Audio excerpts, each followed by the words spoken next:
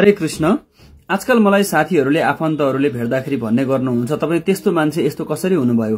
यदि यहाँहरूलाई पनि जान्न इच्छा छ भने भिडियो अन्तिमसम्म हेर्नुहोला। मलाई पनि लाग्थ्यो मानव जीवन भनेको टन्न धन सम्पत्ति कमाउने, घरगाडी जोड्ने, विदेश यात्रा गर्ने, केटाकेटीलाई राम्रो शिक्षा दीक्षा दिने, मिठो खाने, राम्रो लाउने, मोज मस्ती गर्ने भन्ने लाग्थ्यो।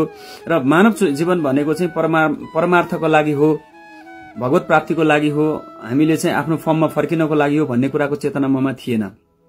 र असाध्यै अल्कोहोलिक मान्छे, म निकै नै मिट लभर हो हैन, कहिले मासु खाने कहिले छोड्ने त्यो क्रम चाहिँ चलि नै रहन्थ्यो। तर खान थालिसके पछाडि फेरि एक्सट्रिम लेभलमा अगाडि बढिन्थ्यो। र कहिलेकाहीँ साथीभाइहरूले विभिन्न आध्यात्मिक क्रियाकलापहरूमा पनि लिएर जानुहुन्थ्यो, त्यहाँका कोर्सहरू पनि गरिन्थ्यो हैन, र यो क्रम चलिरहेको थियो। र यसै क्रममा एकजना साथीले मलाई इस्कोन नेपालमा लैजानु भयो, बुढा नीलकण्ठमा।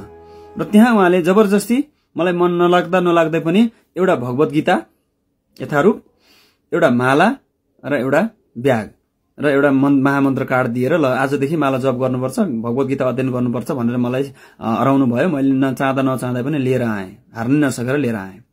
र कहिले जप्थेँ, कहिले जप्दैन थिएँ, कहिले पढ्थेँ, कहिले पढ्दैन थिएँ। त्यस्तै क्रम अगाडि बढिरहन्थ्यो। उहाँले बेला बेला सोध्नुहुन्थ्यो, पढ्नु भयो त, अथवा भनौँ माला जप गर्दै हुनुहुन्छ भन्दा गर्दैछु भनेर ढाडढुड पारेर अलिअलि टाकोटुको पारेको थिएँ। सायद त्यति बेलाको त्यही नचाहँदै पनि गरेको नाम जपको कारणले, नाम शक्तिको कारणले गर्दाखेरि सायद त्यो स्वीकृति, भगवानको स्वीकृति मिलेर होला मलाई इस्कोन नेपालको 7 डेज कोर्स गर्ने मौका मिल्यो।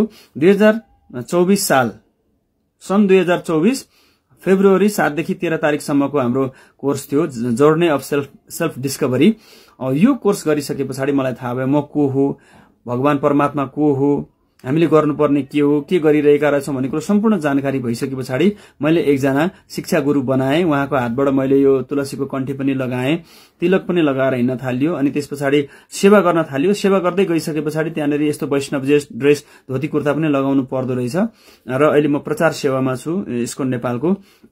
र गर्दै अगाडि बढ्दै जाने क्रममा 10 महिना जस्तोमा चाहिँ नि मेरो दीक्षा पनि भयो। अहिले मेरो त्रिदण्डी प्रभुपाद दास मेरो नाम पनि चाहिँ गुरु महाराजले मलाई दिनुभएको छ।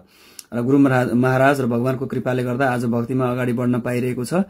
र म पहिला पनि भन्ने चाहिँ गर्थेँ है, हाम्रो शरीर मासु खानको लागि बनेको होइन, थाहा नभएर, चेतना नभएर मासु खाइरहेको चाहिँ होइन।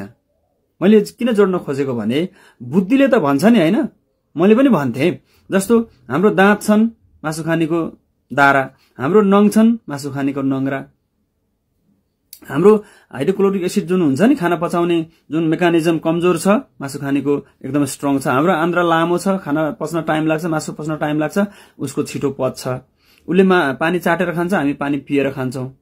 उसले मासु काँचै पनि मिठो मानेर खान्छ, हामीलाई काँचो खान सक्दैनौँ। हो यस्तो यस्तो कुरा भन्थे र बेलुका गएर मासु लुस्ने काम चाहिँ गरियो। किनकि यो मन यति चञ्चल र हटी छ कि यसलाई तह लगाउनको लागि भगवानको शरणमा पर्नुपर्ने रहेछ। र कति सजिलो छ भने भगवानको शरणमा पर्न अहिले यसको नेपालमा आउनुभयो भने नाचो गाओ खाओ।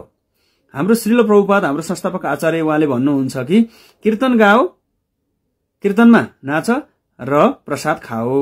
कीर्तन कति सजिलो छ। हरे कृष्ण कृष्ण कृष्ण हरे हरे, हरे राम राम राम हरे हरे। कलियुगमा यो महामन्त्रको जप र कीर्तन गरेर हामी हाम्रो असली फर्ममा फर्किन सक्छौं भन्ने कुराको चेतना जब तपाईमा हुन्छ, त्यस पछाडि तपाई सेवामा आउनुहुन्छ, त्यस पछाडि मन्दिर आउन थाल्नुहुन्छ, दर्शन गर्न थाल्नुहुन्छ, नाम जप गर्न थाल्नुहुन्छ र 7 डेज कोर्स गर्नुहुन्छ।